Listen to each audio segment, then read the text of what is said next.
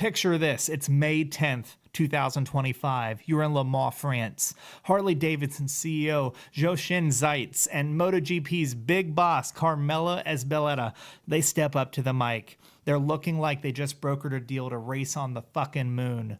And they announce a 12-race championship, hitting 6 MotoGP Grand Prix across Europe and North America starting in 26.